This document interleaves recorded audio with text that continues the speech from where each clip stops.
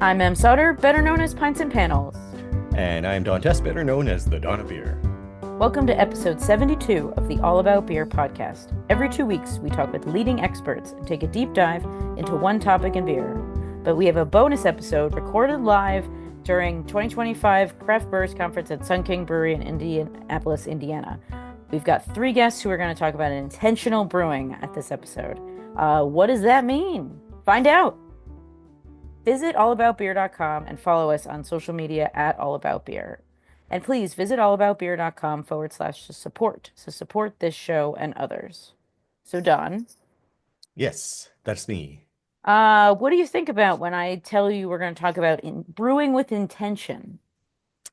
I think, you and I, we've all met brewers, our listeners Sure. too, where, there's the brewers who like, oh, I'm making the standard lineup of craft beer. Here's my pale ale, here's my IPA, my amber, and my brown or Amber whatever. Ale, Amber Ale. What was this, 2009?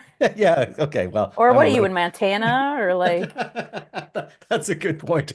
But then we also meet those brewers who are like, I just love, ex pushing the envelope in this way, and or this is what my artistic vision that I want to accomplish through brewing, and that intentionality and the why of their brewing, I find it very infectious. How about you?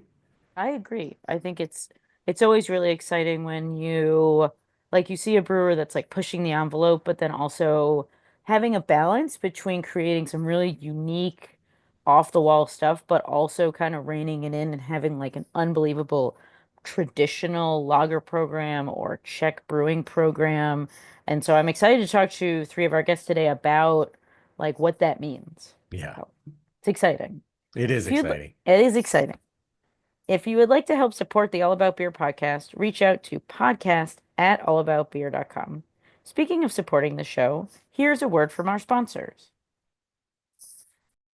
Since 2009, Brewery Branding has been crafting merch that helps breweries thrive. They're born and raised in Portland, Oregon, giving them front row seats to the craft beer revolution and inspiring them to serve as your industry ally for everything branded apparel, headwear, drinkware, and all of the wouldn't it be cool if ideas you can dream up. Brewery Branding has been there, done that, and made the t shirts to prove it.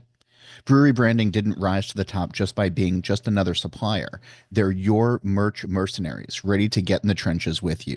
Their expert design team, online stores, warehousing, and fulfillment services are here to make your life easier and your custom goods more profitable than painful. Whether you're refreshing your retail space, gearing up for festival season, or launching a new product in retail, Brewery Branding delivers custom goods that are on trend, on brand, and ready to succeed. From the smallest batch to the biggest order, nothing gets them more excited than raising a glass to your success. Visit brewerybranding.com to learn more. To you by Sierra Nevada Brewing Company, where trailblazing runs in the family. From crafting a movement with their iconic pale ale to taking the IPA haze craze nationwide with Hazy Little Thing, it's an adventurous spirit you can taste in every sip. Find your next favorite beer wherever fine beverages are sold. With new brews for every season, there's always something to discover. Sierra Nevada Brewing Company, still family owned, operated, and argued over. New York's most exciting craft beverage destinations, head to Westchester County in the scenic Hudson Valley, where more than 23 breweries, distilleries, and cideries are pouring up local flavors in every glass. Get started with the Westchester County Craft Beverage Trail free digital passport that makes exploring easy, and no app download is required. Just check in at participating locations to earn points and prizes, all while enjoying a taste. Use the passport to tag your favorites and discover new hop spots like Broken Bow Brewery in Tuckahoe, Captain Lawrence Brewing Company in Elmsford, Hardscrabble Cider in North Salem, and River Outpost Brewing Company in Peekskill, and many more. Cody Martin is the founder of Martin House Brewing Company in Fort Worth, Texas. His intense love of craft beer and everything it represents was the driving force behind starting the brewery. Cody graduated from the University of Texas at Arlington in 2005 with a degree in civil and environmental engineering. then began his career designing, building, and operating large-scale environmental remediation systems. He's been homebrewing since 2005, delighting friends and family with his experimental creations. In 2012, Cody combined his education, professional background, and passion for brewing to launch Martin House and started brewing professionally. When he's not making beer, he enjoys spending time with his amazing wife and playing Duck Duck Goose with his 3 kids. Patrick Leonard is the founder and owner of Crooked Culture Brewing, located in the heart of Cumming, Georgia. His brewing journey began in 2003 when he and a group of friends started home brewing as a creative post-work hobby. What started as a pastime quickly turned into a passion, and Patrick's dedication to the craft earned him recognition and medals in the homebrewing community. His success led him to go pro, taking on the role of head brewer at Jekyll Brewing in Alpharetta, Georgia. After refining his skills there, he moved on to Gate City Brewing in Roswell, where he served as head brewer and led the production team for 5 years. In 2023, driven by a desire to bring his own vision to life, Patrick teamed up with business partner Nick Estes to open Crooked Culture Brewing in Cumming City Center. The 7,000 square foot brewery and tasting room is a vibrant space where innovation meets community. Known for his passion for hoppy beers, Patrick leads the brewing of a rotating lineup of IPAs, hoppy lagers, and other flavorful styles that keep customers coming back for something new with every visit. Chris Betts founded Transient Artisan Ales in 2013 as a gypsy brewery in Illinois. From the beginning, the focus was on farmhouse ales, barrel-aged beers, traditional Belgian-style sours, and spontaneously fermented ales. After gypsy brewing for 2 years, Betts set up a permanent location in Southwest Michigan, where the brewery expanded their barrel aging program significantly and added a tap room that served a wider variety of beers, with the focus being constantly changing what the brewery offers and adjusting beers they had made prior.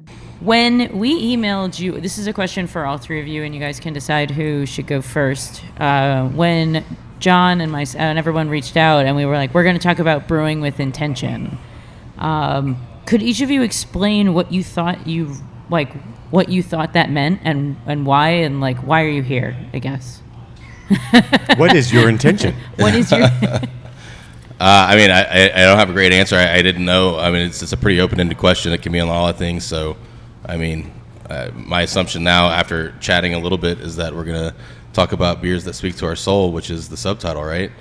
That's kind of a cop-out, but no, I didn't know. And so I know John also asked for just things that we wanted to talk about, and I kind of went on a tangent and mentioned something else, but we're going to get to it. Okay. So, yeah. So I don't know. I don't have a great answer. Oh, I'm excited. But I'm ready to roll with it, and I'll figure out something. But for you do brew with intention. I absolutely do brew with intention. But again, I think we will figure out what that means. I will figure it out together right now. Okay. I kind of thought beyond, how most brewers turn brewery owners, they all want to make the thing that they love and be creative with it. But I thought it was, your purpose behind starting the brewery, and behind the product that you make, and what that means to you personally. That's what I kind of got from Brewing with Intention. I got from that, it was, when we opened the brewery, I'd been at 2 different breweries before.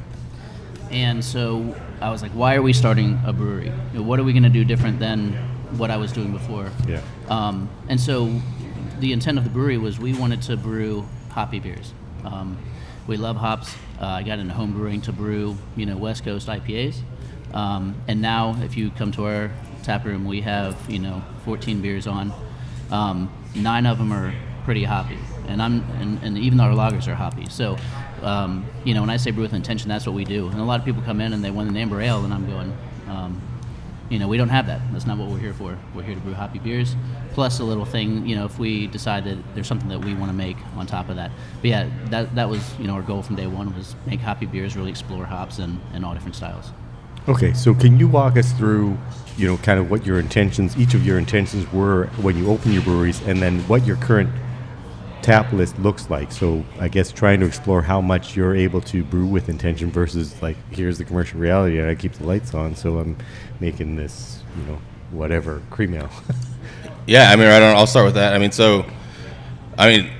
My brewery has evolved in the same ways that my taste in beer has evolved. I mean, I started the brewery because I love the beer. I love the community around it. I mean, the thing that the driving tenet of our brewery, and for myself and all of our brewers, and what makes us brew what we brew, is we want to brew beer that's fun to drink. We want to brew beer that people want to drink. We want to brew beer that brings our community together. We want to brew those beers, and we want to push the limits on things. And when I started this brewery, we had four core beers, and my favorite style at the time was a Saison, and River House Saison was one of our core 4 beers. And we had a 4-grain breakfast beer called Daybreak with barley, wheat, oats, and rye. And then we had the Imperial Texan, a double red, and There Will Be Stout, which changed names a couple times, but it was a pretzel stout, a stout made with pretzels. And so those are the 4 beers, and today only one of those remains. It's the Imperial Texan. It's gone through several packaging configuration changes over the last 12 years. But during our time and exploring new beers, I mean, I fell in love with Gozas 2 years into brewing, and so we brewed the first Goza in Texas, the Salty Lady, and then that just blew up. It was the first sour beer, approachable sour beer in the market, and then that really just I had no idea how to brew sour beer. I mean, the first batch we made was all Parmesan cheese, and everyone was like, well, let's not do this. That was on the little test system. I said, no, this isn't going to work. I said, no, trust me, I know what I did wrong. It's going to work when we make a big batch, and it did. And it was really approachable, kind of a classic Goza. And then from there, we kind of expanded into other sour beers, and people know us a lot for our Best Made Pickle beer, which is this Salty Lady with Best Made Pickle brine from Best Made Pickles. Is a 100-year-old pickle company 3 miles down the road from the brewery. We get 1,000 gallons of pickle brine from them every single week that goes into that beer. It is Goza mixed with pickle brine, and that's it. And it's the exact same juice that's inside the jar, and that's why it tastes like pickles, and that's why it's the best known and best selling pickle beer there is. I mean, and it solves the problem. I don't have to carry a pickle around with me when I drink beer anymore. So it's done a lot of things, and so our brewery has evolved like that in many ways. And so we can dive into some of those details later if you want. Sorry, it's hard to follow up the 1,000 gallons of pickle brine. It's the most Texas thing I've ever heard. That's awesome. We started kind of like everybody. We had a very focused kind of production.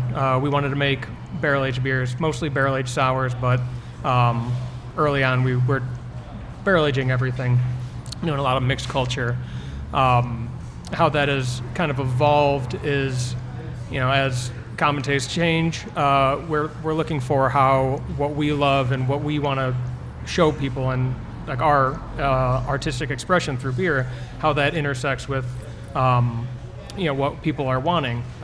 So when we make a product now, we're looking for those points where this is something that is an expression of us, and it's also something that we feel will be interesting to our consumers.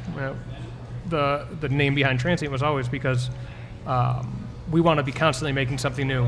We're normally putting out 2 to 3 new beers every week, and while that can be exhausting to keep up with, when I go to a new brewery or tap room, what's exciting to me is all the different beers I've never tried before, and the possibilities of trying something new for the first time, and that's what we want to bring to our consumers.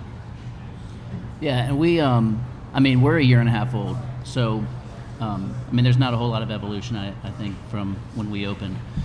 We definitely had some beers that we tried early on that just got cut. Like we had an Ona beer, which we really thought was going to hit, and Ona beer, is half grape, half malt. And we thought it was going to crush, and it didn't. It was hard to sell. People didn't get it. We put it, every beer that we have is in a different glass, so we put it in a wine glass, and that one got eliminated pretty quick, and we didn't even brew a follow-up batch to that one. So we definitely wanted to do some stuff too, like what you were saying, Chris, about trying to do some different things. But really, if it's not going to sell and people aren't going to like it and they aren't going to get stoked about it, we're just going to cut it. One beer that's been really hard was the Kolsch. We have a Kolsch, and I love Kolsch. My head brewer Jeff over there loves Kolsch, and we did a Kolsch, and man, it was not moving. And I'd look at the sales report every Monday and go, man, this thing is just not moving. So it was like, do we call it a German hybrid? What do we do to make this thing sell?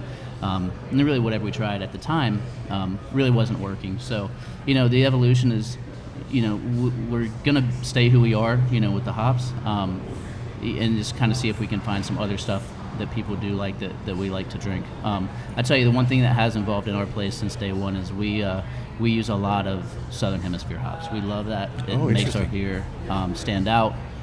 So I think right now in almost every single one of our beers, we have Southern Hemisphere hops in it. So, and they're great. We love them. I guess this is a good follow-up. So, like, how do you handle attention-grabbing beers that you brew? Like, if you're brewing with some hemisphere hops or customers, like, versus that Kolsch, like, how do you... It's because it's hard because, like, if you look at people's tap lists, like, you know, a lot of people are like IPA, and then, but you're like, I want to brew a brown ale. And so, like, how do you handle the intention of brewing these, like, attention things that people really want with, like, things people should want? You know?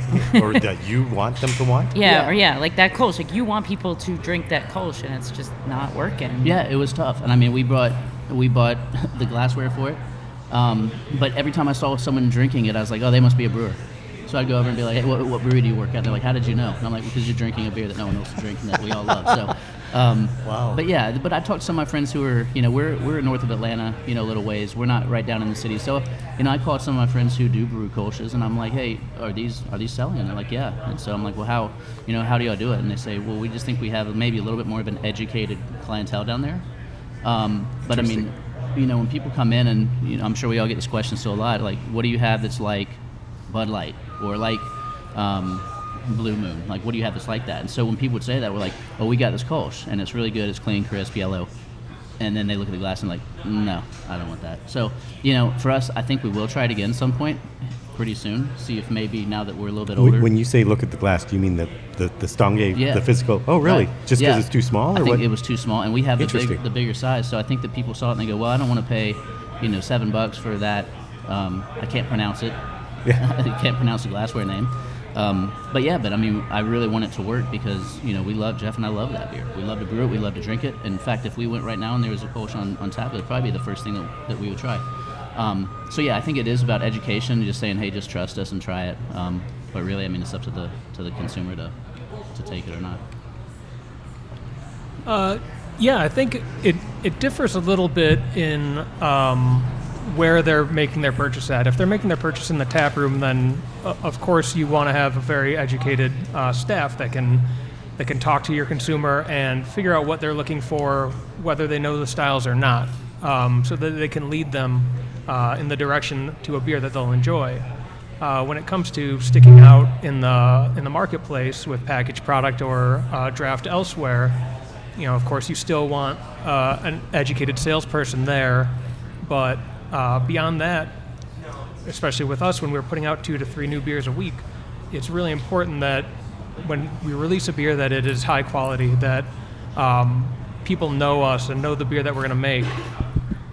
Know that the beer that we're going to make is going to be a high quality beer, so they'll be willing to try it, whether it be a style that they're familiar with or not. And you know, right now there's a lot of breweries and a lot of beer on the marketplace, so it's hard to stand out, you know, in any other way than putting out the best product you possibly can. If you're making so many beers, how do customers, like, when they come and they're like, I had this beer 6 weeks ago, and then, like, are you rotating, or are there things that you notice that customers want and then you brew that for them, or how does that work? It's I would guess it's more starting at me and just following backwards from what I want to end up at. We're not necessarily brewing specifically to what people are asking for, but we have, you know, the range of styles that we like to make because of what we want to be showcasing, what we're confident in, and then just experimenting with the ingredients and processes to get to that end point. So kind of the other direction, we're pushing new things into the market rather than the consumer pulling specific things out of us. Yeah, so I would answer the question by, I mean, we've got 48 beers on tap, and so... Wait, what? We have 48 taps, and plus there's some canned beers as well. There's usually 50-plus Jesus choices gracious. at our tap room. Much like you, we brew a brand new beer every single week that gets distributed to the entire Texas market in 12 states, so a brand new beer. Sometimes the repeats from last year, but there's a new seasonal every week that goes full. I mean, we're, you know, full distribution, Walmart, Kroger. We've spent 12 years developing this program. It's really hard, and there's additional, at least one taproom only beer that we brew as well. So there's a whole lot of turning through that, and with 48 taps, some of those hang out longer than others.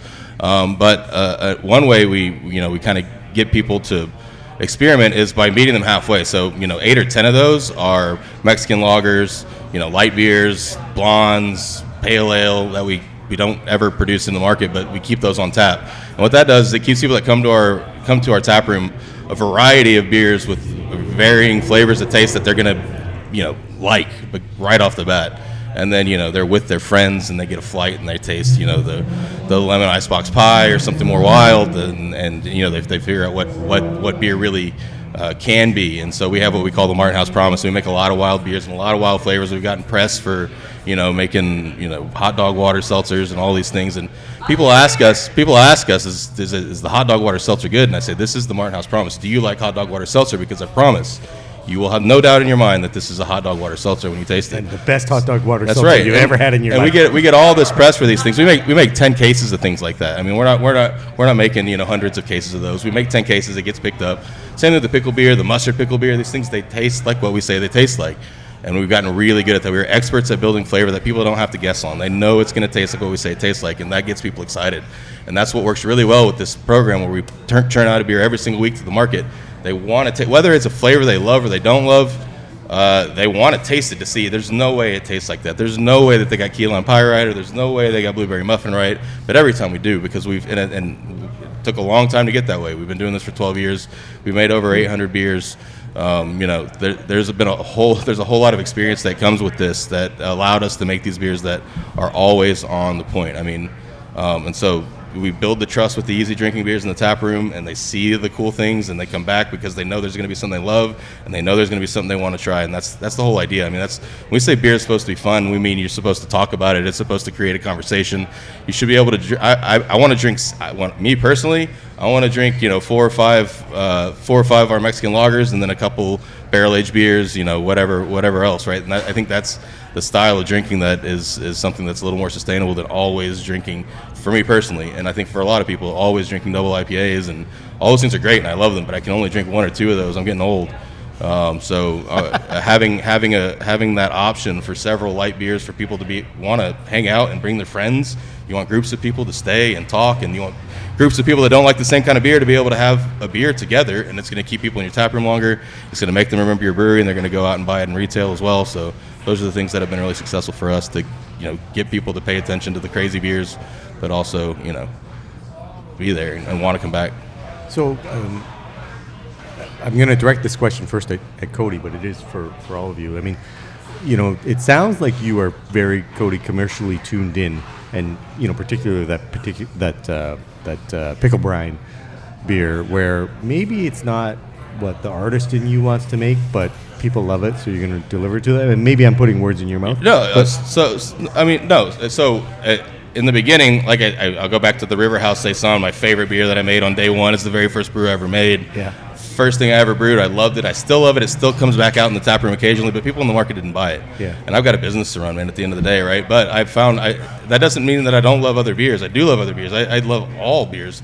And so one of the things that's turned into real artistry for me is this pride I have in my team's ability to create these beers that there's like no way that we're going to be able to create these flavors, right? But we do every time, and we've gotten so good at it, and we've gotten more creative, and we've gotten, we've really gotten out there in some of these things, and it's something that I do find a lot of artistry in and take a lot of pride in. My ability to give you the Martin House Promise, it's going to taste like what I tell you it tastes like every time. There's not you don't close your eyes and take a deep breath and maybe I taste a little bit of that or this. No, it tastes like that, and people like that. People like to know that it's going to taste like exactly what I call it. So how much do you pay attention to, like, is it just sales driven? How much do you pay attention to untapped ratings versus sales data versus your heart? Untapped ratings are is Untapped a sponsor? I don't pay a whole lot of attention to it. I mean, with some of the more popular styles like our hazy IPAs, we've evolved. We've had a new head brewer the last 5 years that has really blown our hazy IPA game up, and we've gotten really good at it. Before he was in, I was writing all the recipes, and I never could get it right.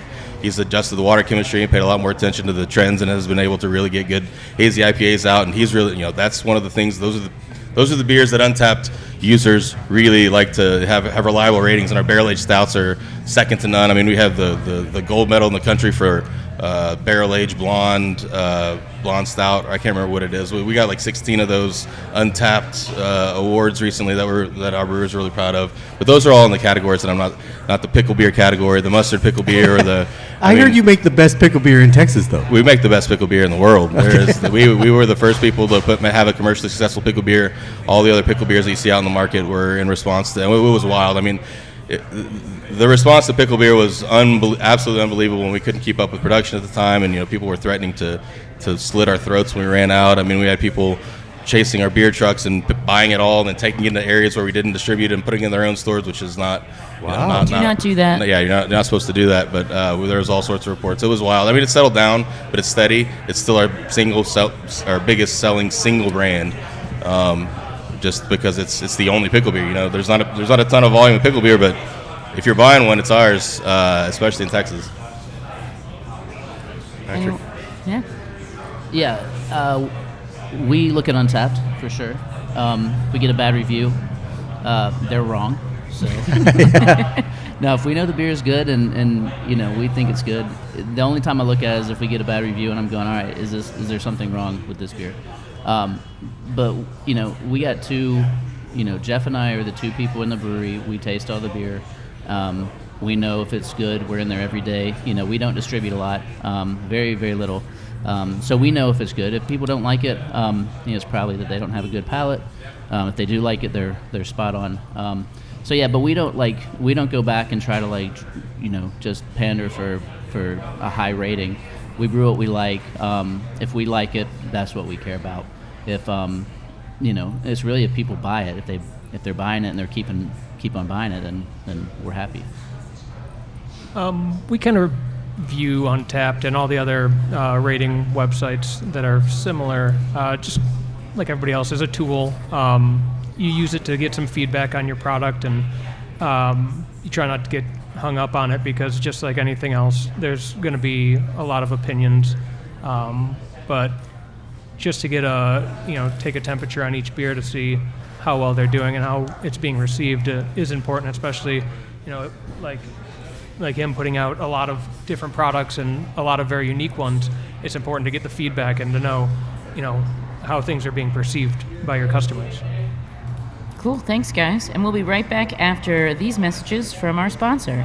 Ready to taste your way through one of New York's most exciting craft beverage destinations? Head to Westchester County in the scenic Hudson Valley, where more than 23 breweries, distilleries, and cideries are pouring up local flavors in every glass.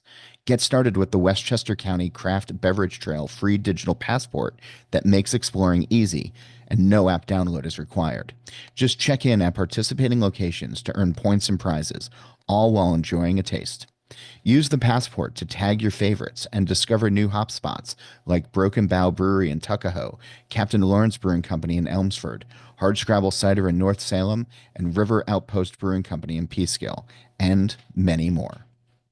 This program is brought to you by Sierra Nevada Brewing Company, where trailblazing runs in the family. From crafting a movement with their iconic pale ale to taking the IPA haze craze nationwide with Hazy Little Thing, it's an adventurous spirit you can taste in every sip. Find your next favorite beer wherever fine beverages are sold. With new brews for every season, there's always something to discover. Sierra Nevada Brewing Company, still family-owned, operated, and argued over. Since 2009, Brewery Branding has been crafting merch that helps breweries thrive. They're born and raised in Portland, Oregon, giving them front row seats to the craft beer revolution and inspiring them to serve as your industry ally for everything branded. Apparel, headwear, drinkware, and all of the wouldn't it be cool if ideas you can dream up. Brewery Branding has been there, done that, and made the t-shirts to prove it. Brewery Branding didn't rise to the top just by being just another supplier. They're your merch mercenaries, ready to get in the trenches with you. Their expert design team, online stores, warehousing, and fulfillment services are here to make your life easier and your custom goods more profitable than painful. Whether you're refreshing your retail space, gearing up for festival season, or launching a new product in retail, Brewery Branding delivers custom goods that are on trend, on brand, and ready to succeed. From the smallest batch to the biggest order, nothing gets them more excited than raising a glass to your success. Visit brewerybranding.com to learn more. Thank you, John. Clap for John. Clap for John. Very important. So Chris, I want to throw this question to you. How do you use raw materials to create like an aha moment in beer? Because I'm sure there's something. I know we've talked about Machueca, we've talked about pickles. We can brine. Don't forget about the brine. But we can circle back to everybody else as well. But how do you use, like, when you're brewing with something, like, what are you excited? What's making you happy right now? A difficult question, especially because we don't have pickle brine. That'd be awesome. Maybe you should try. It's not that hard. You just put the pickle brine in the beer. I keep telling people, it's really not a hard recipe to make. It's a basic sour with some pickle brine. I think right now the most interesting thing for us and what we're really excited about using is we've been experimenting a lot more with a lot of local products. When I first started as a home brewer, I got really kind of obsessively focused on saisons and working backwards on them to pretty much do the same thing but using different ingredients to kind of understand how each ingredient played for essentially the same beer or the same kind of rough outline of a beer. So now when we make something, we're kind of doing the same thing and working backwards from what we want and finding the products that we need to use or that we want to use to get to that place. Anyone else have anything to add? Any like other raw materials you guys are like particularly like excited about right now that's making you happy that you work at a brewery? What a time to be alive. Yeah, 2025. Yeah, we explore with a lot of different yeasts. So Okay. I mean, even a lot of our similar styles, we have different yeast in them. So I mean, we have several hazies that have, I think, 3 hazies on right now with 3 different yeast strains in it. And they're stylized yeast, so it brings out kind of some different flavors, components to the hops. So we're really looking at that. There's some other hop products too, a lot of flowable stuff that kind of gives you a different, kind of a different take on some of the hops. There's a product called Phantasm, and that's a thiolite. It's not even a hop. It's I think it's like a wineskin. And Concentrated thiols. Yeah, right. And so there's that kind of stuff which really you can't get any other way. And so it's fun to kind of put that in there, see how it works, see how it changes the other ingredients that play with it.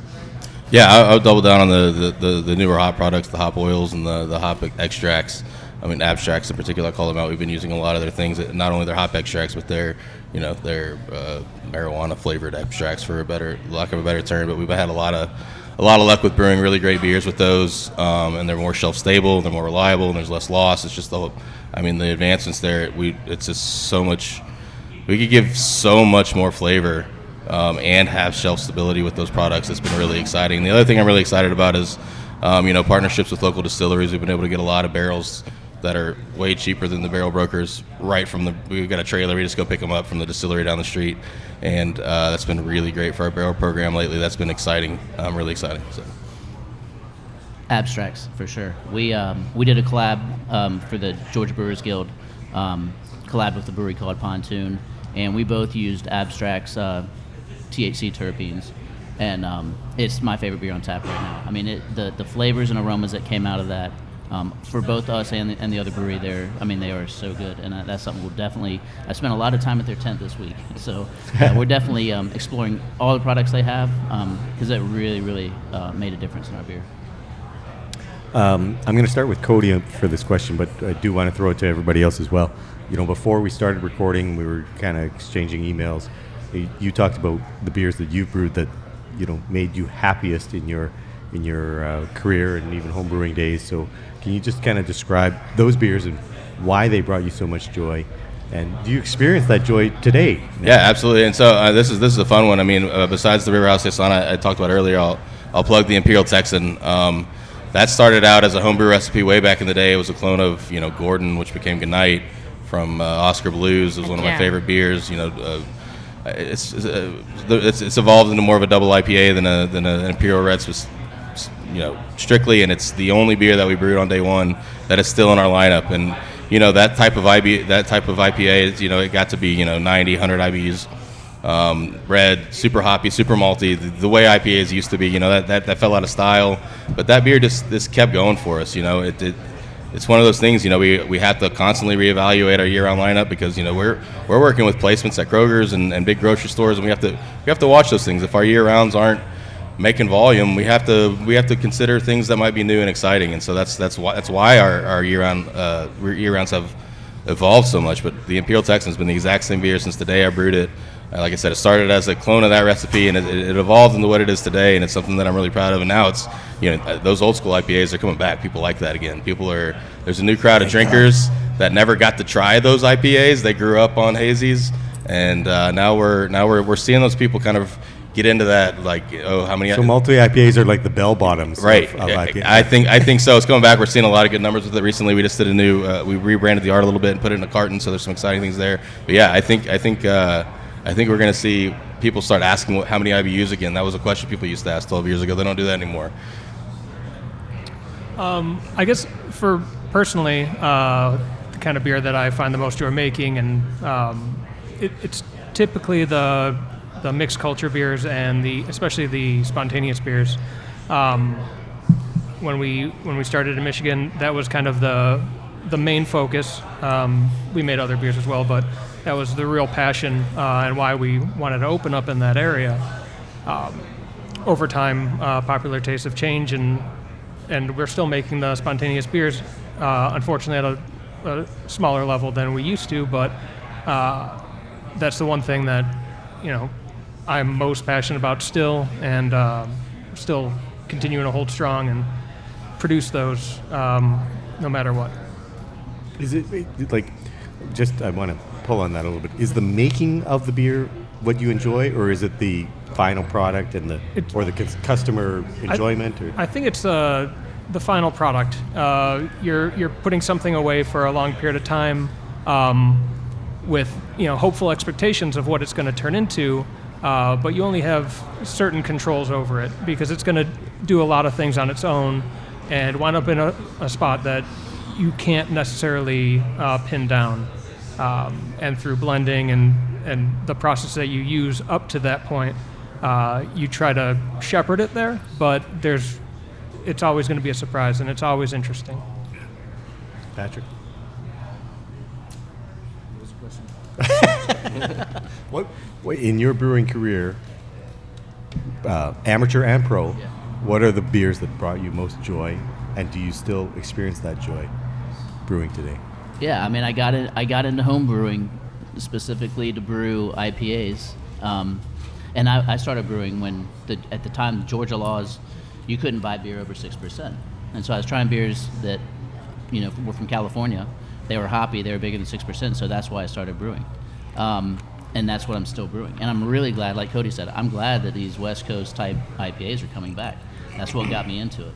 So I like brewing, and I like the sitting down and figuring out what we're going to brew, what we want it to be, how we're going to get it there. I love walking in the morning and smelling that fermentation has kicked off, and you can smell that going in the brewery. I love tasting it.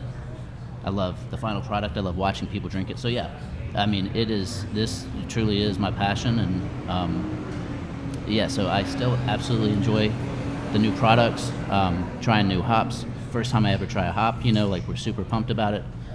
So yeah, absolutely, still love it. Awesome. And actually, Patrick, I want to continue with you because when we were talking about this episode and what Brewing with Intention meant, you really wanted to talk about why people open breweries in the first place. Right. So what do you think about, people have careers and they leave them to start a brewery.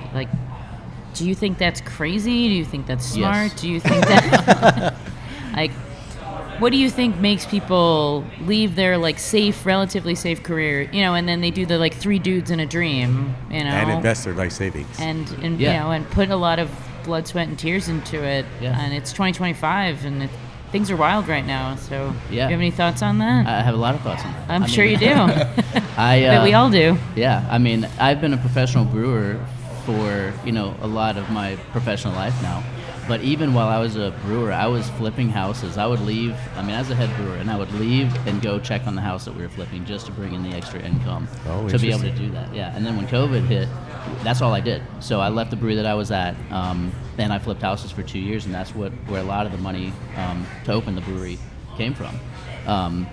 And so yeah, I think that, as people go to do this, you better bring something to the table, something different or something you're really passionate about. Because I think the days of it's cool to start a brewery, which, I know a lot of people have done it. They don't have a whole lot of brewing experience and they go do it. It's a big risk. So you better be bringing something to the table that you love and that other people are going to love too. I guess the question for me would be a little bit different. Of course, it's always crazy leaving something safe for something you're passionate about that is potentially high risk. I did it when I was really young. I was, I think, 25. So I didn't have much to lose. I didn't have a lot of savings and or any partners to really let down or have them lose their money. So it's hard for me to answer because, I was very passionate about it, and but it was a much easier jump for me to potentially lose everything because everything was pretty low. So you can't go broke if you're already broke. You can't make me go broker. So, it was easy for me to make the jump. But for others, that would be a lot of stress. Could imagine. Yeah, so I quit my job in November of 2011. Before this, I was a civil environmental engineer, so I did that for about 5 or 6 years out of college, and then I just, I have to be quite frank, my wife had a great job, and so she supported me in the idea and continued to work. So at the time we didn't have any kids, so we sold our house. We moved in with 2 other friends. There were 4 adults and 3 dogs and a 1-legged parrot all in this house together, trying to figure out how to start a brewery because my partner quit his job as well, and his wife continued to work. So it was 2 of us with wives that supported us, and we were lucky to have that. So that's a big part of who we are. But yeah, it is absolutely wild. And I measure how wild it was, and when it became less wild, when we several years in, when we were started to be successful and make a little bit of money. And I know that because when I quit, my grandma was absolutely, don't do this. It's a bad idea. You're an engineer. You went to college. An engineer's a great job. You're supposed to be an engineer forever. And it was 3-4 years later, she started she was on board. She came to visit the brewery. She was saving the newspaper clippings, and she really bought into it. So that's when I knew that it was wild, and now we've sort of figured it out. So that was kind of my marker.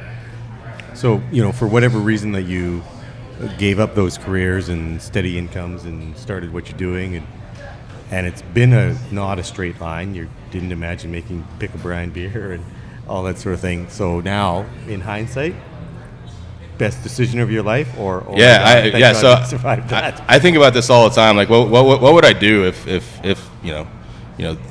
12 years in now? What would I do now? I haven't engineered forever. I don't think I would go back to engineering. I'm not sure what I would do, but it would be entrepreneurial. And I don't think I have to think about it. But it's always good to consider those things just to kind of keep yourself, in reality. But I've never been happier.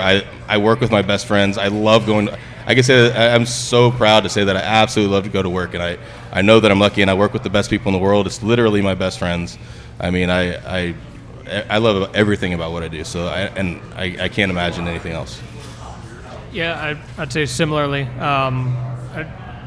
In too deep, there's nothing else I could imagine myself doing. So I still love it. I still love brewing. Still love the creativity of it, and that's what keeps me motivated to continue that. Yeah, we're still. I think it's funny. Cody's been doing this for so long, and it seems like he's. His plane's already in the air, and he's in cruise control. I think it sounds like it. I think things are tough. It's not like it used to be. There's a. We're down, but we're okay. I mean, it's not like it used to be, but things are okay. I mean, and it's not cruise control, but it's not quite. I can't imagine doing this a year and a half ago. Yeah. So I'm still screaming down the runway, seeing the trees come, going, shit. I hope I can get off the ground. Yeah, hang in there, it gets better. But yeah, if I look at 2 years ago with where I hoped I would be, some of the medals that we've won, some accolades we've had, getting invited to do stuff like this. If a year and a half ago you said I would have all this, I would absolutely have said, yeah, that sounds awesome, that sounds great. But I tell you, I lose a lot of sleep every night. Every night I wake up thinking, am I doing things right? Am I pointing in the right direction?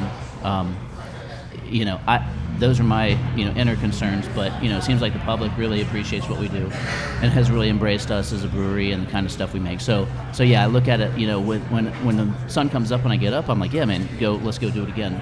But at night, sometimes I get up and no one's there to talk to, and it's a little scary. But yeah, I think that I love what I'm doing. I mean, this is what I think that I was built to do. Yeah, absolutely. Love it. So last question. No one can predict what will happen in beer, but this is the question everyone wants to know and ask is, what are you guys' thoughts on the future of craft beer? What do you think? Are we doing all right? Are you guys Pickle doing brine all right? for everybody. I mean, are there things you're excited about, or are there things you're scared about, or you're? Yeah, I mean, like I said, like Bar said today, we've been through this before. It's the first time I'm going through it. I got in it at the perfect time, quite frankly. I mean, it was still at the beginning, but it was firmly pointed upward. There was a whole lot of after the first couple of years, there were several good years there, and this is, I mean, quite frankly, this current time is the first time we're facing down years, and it's not easy, but it forces us to reevaluate and take a closer look at where we can be a little more efficient. But I mean, I think the most important thing, and I think all these people, I think for me and our brewery and our brand, I think the most important thing is that we're listening to the people that drink our beer. We're listening to what they want and what they love from us, and we're continuing to give them those things. That includes interesting beers. That also includes, regular, easy drinking beers. The combination of the wild and crazy and interesting things, along with something that's a staple for you, I think that's the sauce for us. That's what works in our location. On-site business is great for us. That's what works in our market out in retail as well. So, I'm going to stick to. It took me a while to find this balance. Just like everyone. When I started this brewery, I was going to make these beers, and people were going to love them, whether or not they wanted to, right? But as soon as I got a little more mature in my career, I started listening to my customers more and realized what I could do special that was different than other people, where I could set myself apart and give them what they want. Again, I embraced it, and I took it as a challenge, and I still enjoy creating and finding ways to keep people happy, keep people talking about the beer. Beer's supposed to be fun. I keep telling people, you get too serious. People like to totally roast us for pickle beer or hot dog water seltzer or I might have done au jus cello. But you know what? Those beers get people. They're laughing. They're having fun. They're talking about it. Oh my God, this really tastes like au jus. What the fuck did these guys do? I'm gonna buy 2 cans of this to take to my friends. They're gonna have to try this. They're never gonna believe how much it tastes like that, right? And I'm selling 10 cases of that. I'm not trying to shove that down people's throats. That's a fun beer that gets people talking, and that's all. So sometimes people go off, and that's all they just want to talk about how we're ruining beer. I'm not ruining beer. I'm making beer fun. Beer's supposed to be fun. If you want a regular beer, I got 10 or 12. They're great. I'm really proud of those too. We're awesome at making beer flavored beer, as we call it. I mean, so having that balance of having the go-to, the thing you're going to drink a six-pack of, but also the thing that's going to get you excited and blow your mind, and maybe it's not the best thing you ever put in your mouth, but it's going to taste like what I told you it tastes like, and you're going to be excited about that. And people are going to have fun, they're going to talk about it. So that combination of things has really been what's kept us level. I mean, we're down, but it's keeping us from being down as much as, I mean, it's bad for some folks, and it is terrifying out there for a lot of brewers.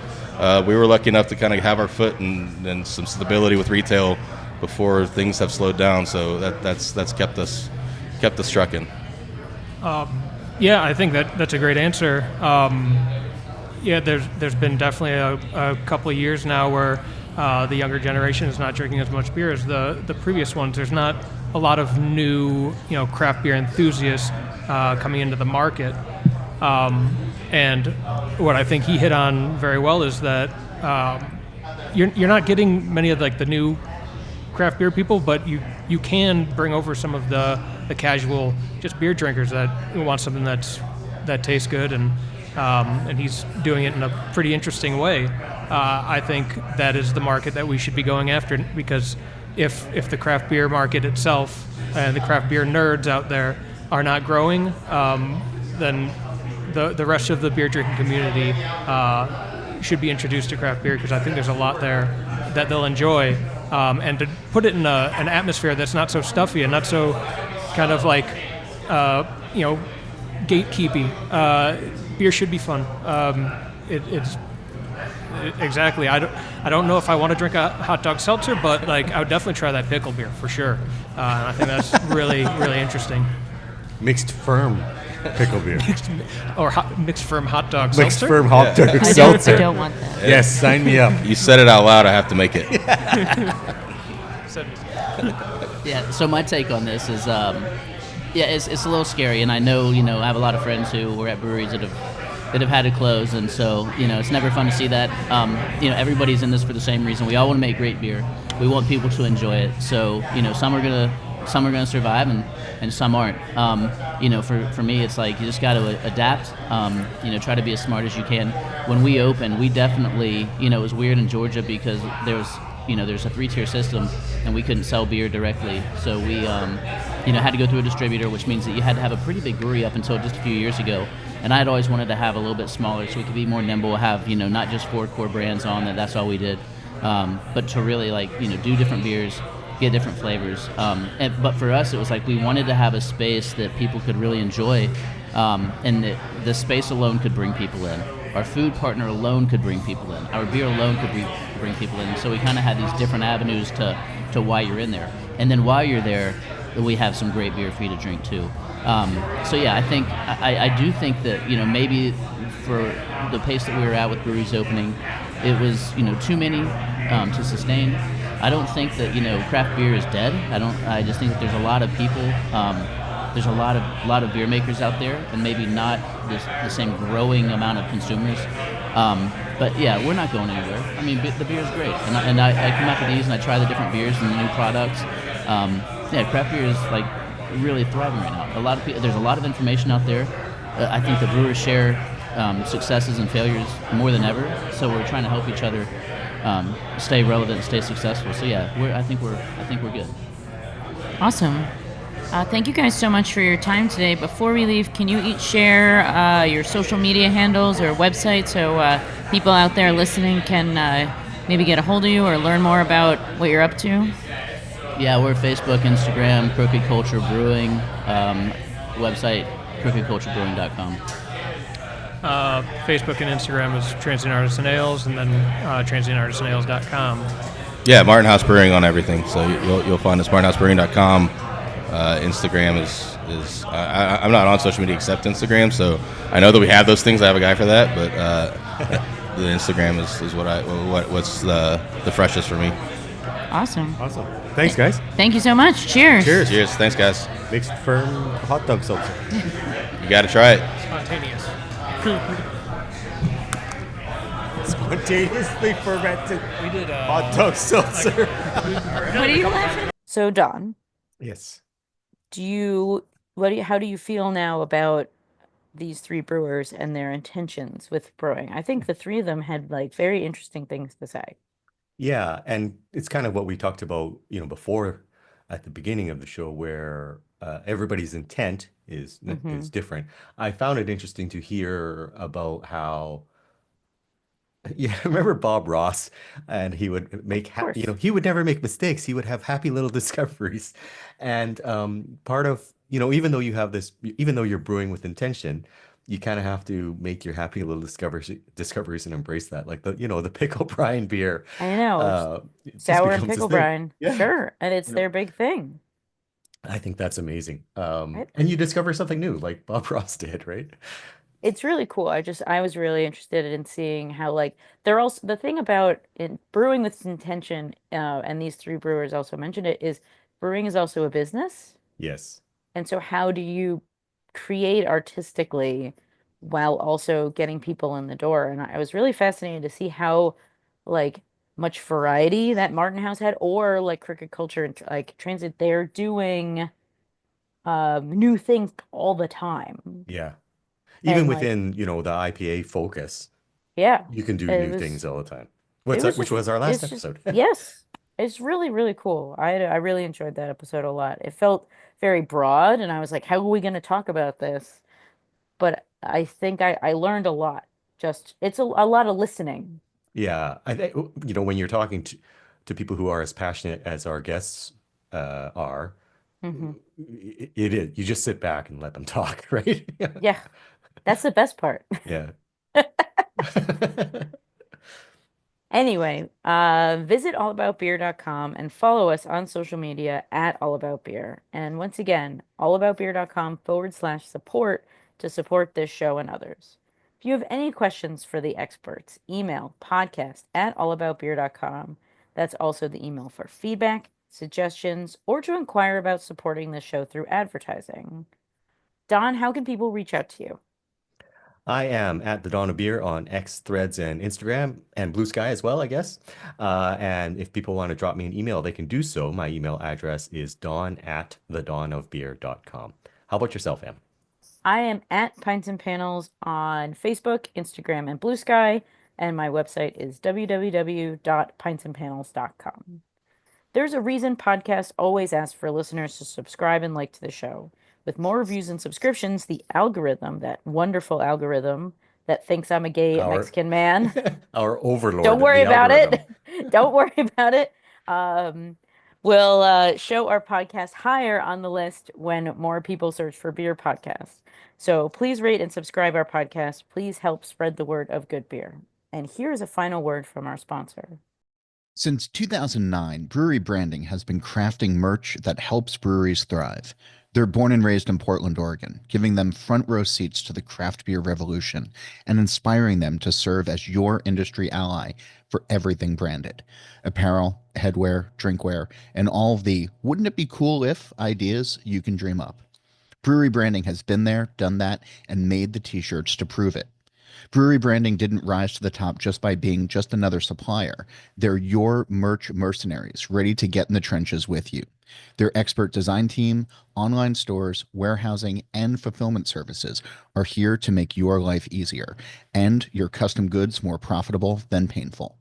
Whether you're refreshing your retail space, gearing up for festival season, or launching a new product in retail, Brewery Branding delivers custom goods that are on trend, on brand, and ready to succeed. From the smallest batch to the biggest order, nothing gets them more excited than raising a glass to your success. Visit brewerybranding.com to learn more. Ready to taste your way through one of New York's most exciting craft beverage destinations? Head to Westchester County in the scenic Hudson Valley, where more than 23 breweries, distilleries, and cideries are pouring up local flavors in every glass. Get started with the Westchester County Craft Beverage Trail free digital passport that makes exploring easy, and no app download is required. Just check in at participating locations to earn points and prizes, all while enjoying a taste. Use the passport to tag your favorites and discover new hop spots like Broken Bow Brewery in Tuckahoe, Captain Lawrence Brewing Company in Elmsford, Hardscrabble Cider in North Salem, and River Outpost Brewing Company in Peekskill, and many more. This program is brought to you by Sierra Nevada Brewing Company, where trailblazing runs in the family. From crafting a movement with their iconic pale ale to taking the IPA haze craze nationwide with Hazy Little Thing, it's an adventurous spirit you can taste in every sip. Find your next favorite beer wherever fine beverages are sold. With new brews for every season, there's always something to discover. Sierra Nevada Brewing Company, still family-owned, operated, and argued over. This show is produced by All About Beer. Visit allaboutbeer.com for articles, notes on this show and others, and to connect via the newsletter and social media. Cheers, everyone. Cheers.